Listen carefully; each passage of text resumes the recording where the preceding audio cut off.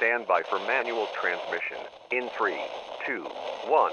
Greetings, mercenaries, MechWarriors, and the merely curious. Manus Dextra here with a few thoughts on the recent news about MechWarrior 5 clans.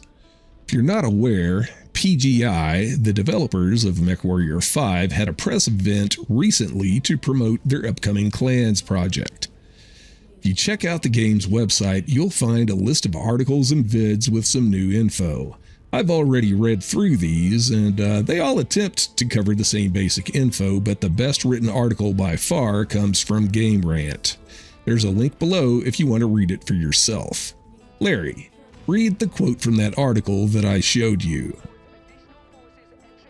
Sure thing, boss. In contrast to the more open-ended sandbox approach of MechWarrior 5, Mercenaries, MechWarrior 5, Clans is a heavily cinematic, narrative-driven, linear story campaign that Piranha Games CEO Russ Bullock says will be the most accessible MechWarrior game to date by clipping the management metagame and its associated systems in favor of a focused and straightforward campaign. MechWarrior 5 Clans represents an ideal entry point for franchise newcomers while delving into some lore that MechWarrior and BattleTech veterans ought to appreciate.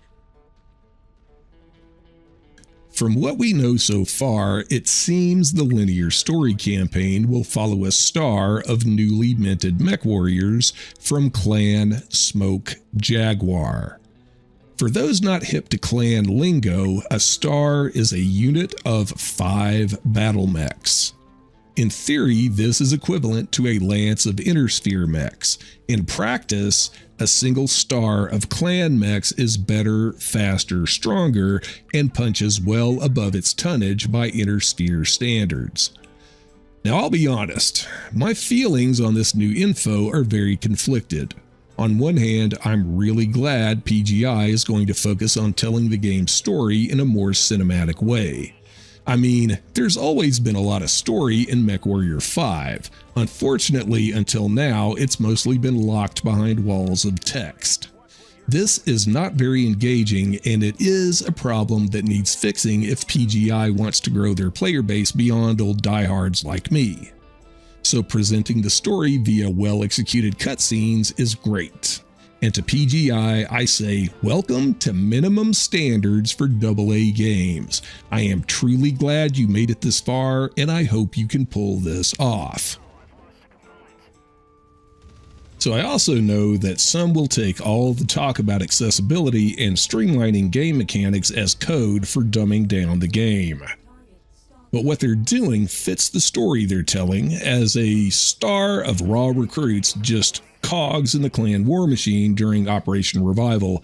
These guys wouldn't really have the option to do anything except follow orders, drive the mechs they're given, drop where they're dropped, and do as they're told. Instead of managing a merc company, we'll get to develop our 5 star mates as they gain experience, new abilities, etc., eventually turning them all into accomplished, fully realized MechWarriors. That sounds a lot like Harebrained Schemes BattleTech, and this type of mechanic worked well there. I remember being very attached to a few Lancers from that game. I'm sure everyone who played that game's story campaign remembers Glitch. I hope PGI can make me care about these folks as much as I cared about her. So right now I have 2 big questions, knowing that this is going to be a linear story campaign only. First, cutscenes are nice and all, but I play games, I don't watch them. So how many playable hours long will this campaign be? And B, how much will it cost? So I gotta say, I am really disappointed that this won't have a career mode and an open galaxy at launch. And I probably won't be willing to pay more than about $1 an hour for story content, even if this turns out to be something like, I don't know, MechWarrior Redemption 2. Now, I want to be clear, I do want better production values in presentation of the story, and I'm glad PGI is committed to doing that. But I also have over 900 hours in career mode in Mercs. Ultimately, here's what I hope is going to happen. We'll get an initial release of the story-only campaign with cutscenes, better production values, new game engine, etc. Then, provided that's successful, next we'll get a DLC that adds a career mode and open galaxy. Bonus points if I can import a 3050 game save from MechWarrior 5 Mercs.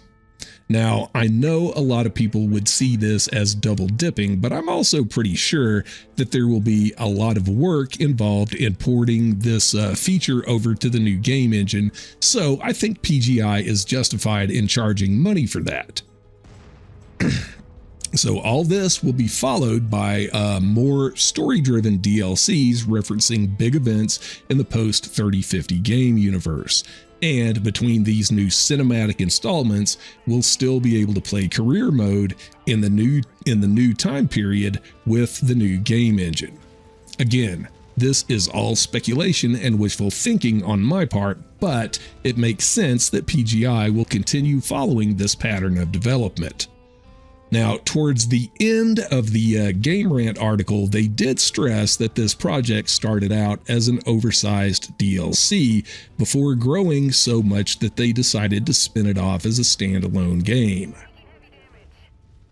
So I hope that's warranted because, like I said before, my decision to buy this on initial release or not will be dependent on two things: how long the story is in playable hours and how much it costs.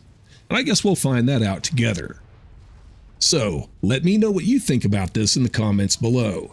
Are you okay with a story campaign only, or do you want a career mode and an open galaxy to play in as well? Will you miss not having a merc company to manage, or are you glad that part of the game is gone too? Sound off like you got a pair of fingers to type with in the comments below. And until next time...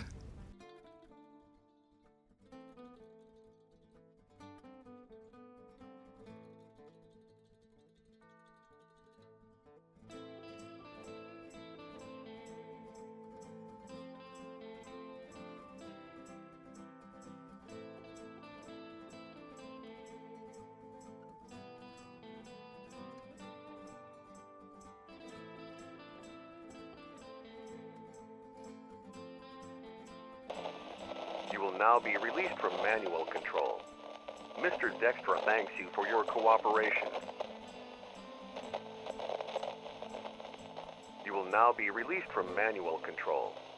Mr. Dextra thanks you for your cooperation. You will now be released from manual control. Mr. Dextra thanks you for your cooperation.